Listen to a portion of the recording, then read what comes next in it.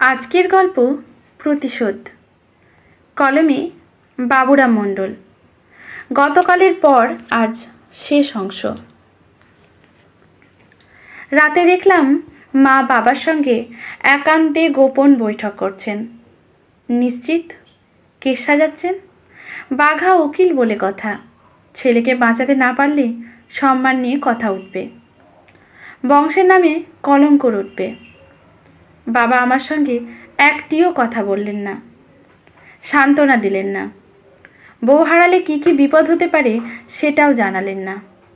শুধু গম্ভীর হয়ে গোটা দুই পান খেয়ে মায়ের সঙ্গে কী নিয়ে খিটিমিটি করে শুতে গেলেন। বাবার বউ হারালে আমি নিশ্চিত অন্তত গোটা 10 উপদেশ দিতাম। উপদেশ দিতে না পারলেও সান্ত্বনা দিতাম, অভয় দিতাম, ভয় না পেতে বলতাম। খুব সকালে মায়ের হাঁটার অভ্যাস। দার্জিলিং এলে একা একা হাঁটেন না, উঁচু নিচু রাস্তা বলে পড়ে যাবার ভয়। বাবা একবার মাকে বলেছিলেন, গোটা হিমালয়ের যা ওজন মায়েরও নাকি তাই। সেই নিয়ে কুরুক্ষেত্র বেঁধেছিল একবার।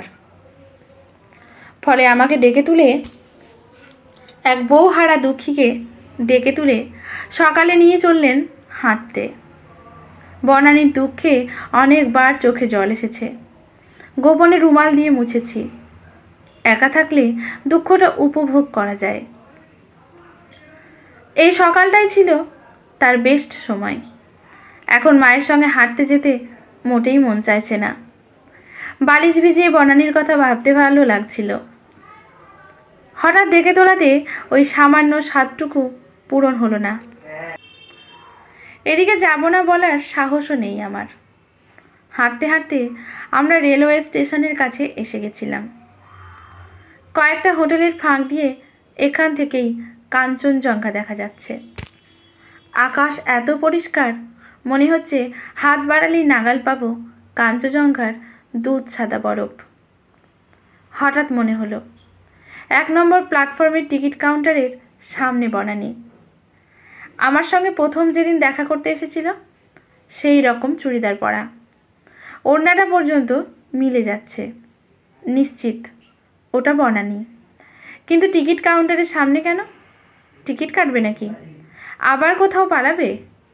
ওর সামনে আরও 2-3 জন দাঁড়িয়ে, দেখে মনে হচ্ছে উদ্বিগ্ন। একবার ভাবলাম দৌড়ে গিয়ে চাপটে ধরি, আবার ভাবলাম যদি বনানী না হয়। বনানীর মতো দেখতে অন্য মেয়েও হতে পারে, অন্য কারো বউও হতে পারে। সাত সকালে অন্যের বউকে জড়িয়ে ধরলে আস্ত রাখবে না, যতই উকিলের ছেলে হই না কেন। মাও দেখছে, দেখে চিৎকার করে ডাকতেও শুরু করেছে। মায়ের ডাক শুনে আমি নিশ্চিত হলাম ওটা বনানী। ধরে যেন প্রাণ ফিরে পেলাম। চিন্তায় চিন্তায় প্রায় আধমরা হয়ে গেছিলাম। সত্যি সত্যি খুঁজে না পেলে কী যে হতো, কি ছিল কপালে ভগবান জানেন। কাউন্টারের কাছে গিয়ে মা অনেকক্ষণ ধমকালো বনানীকে। অনেক উল্টোপাল্টা কথা বলল। শেষে হাত ধরে নিয়ে চলল ডিবিগিরি রোডের বাড়িতে। পথে বনানী একটিও কথা বলল না, শুধু আমার দিকে ফিরে একবার কিল দেখালো। আমি অবাক। মেয়েটার মোটেও লাজ লজ্জা নেই। বাড়ি থেকে পালিয়ে আবার আমাকেই মারতে চাইছে। আশ্চর্য মেয়ে। বনানীকে দেখে বাবা একদম চুপ, গম্ভীর হয়ে অন্য ঘরে চলে গেলেন। আশ্চর্য, বাবার অন্তত একবার বকাবকি করা উচিত ছিল।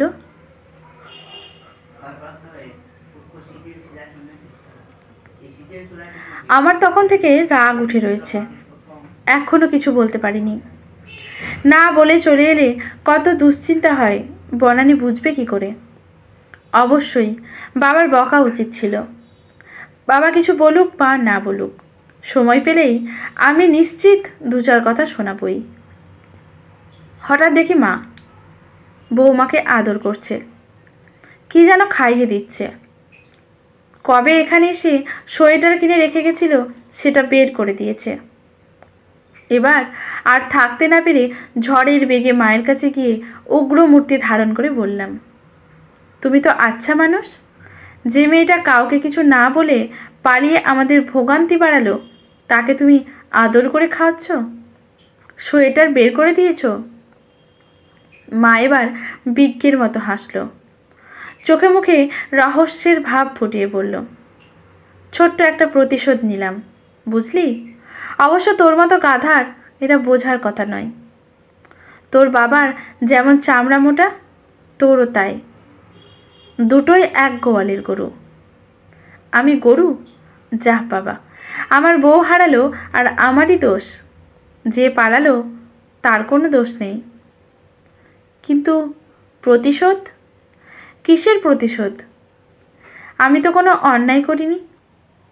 মা আমার ওপর প্রতিশোধ নেবে কেন? নিশ্চয়ই কিছু গণ্ডগোল হচ্ছে। নিশ্চিত বনানী ভুল বুঝিয়েছে মাকে। না, এভাবে ছেড়ে দিলে হবে না। কি অন্যায় করেছি সেটা জানতেই হবে। ওনাদের চাপেই তো বিয়ে করেছি, অন্যায় আবার কবে করলাম?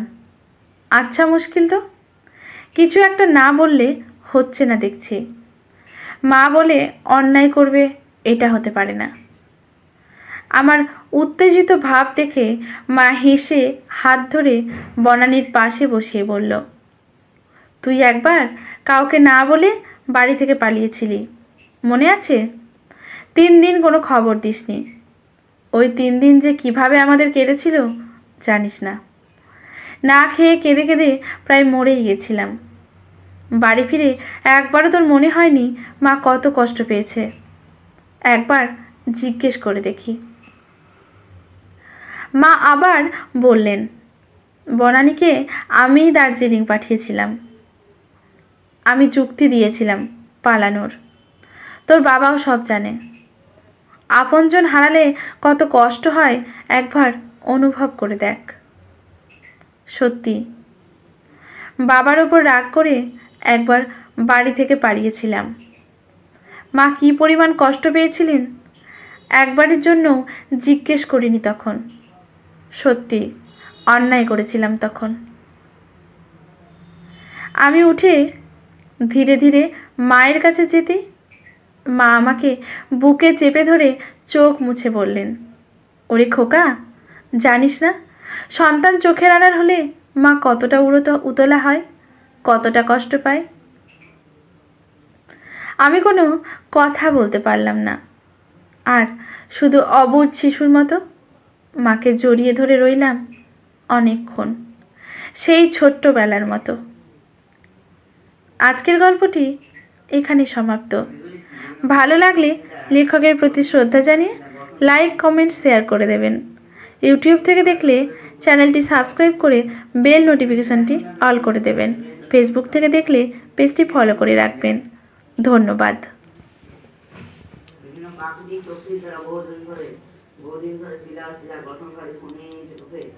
ক্ষয়প্রাপ্ত হয়ে সূক্ষ্ম সৃষ্টি হয়, এটি দিয়ে শিলা শূন্যতায়